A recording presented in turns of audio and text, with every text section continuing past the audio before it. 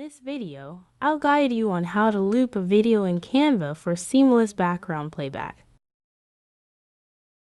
Let's begin by opening Canva and creating a new project.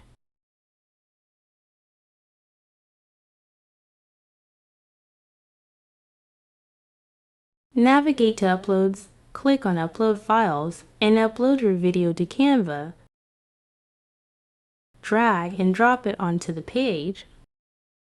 Resize the video to suit your design. For this demonstration, I'll scale mine to fill most of the screen. If necessary, trim the video length. Shortening it can save time, especially for testing the loop effect. Next, select the video and access the playback settings.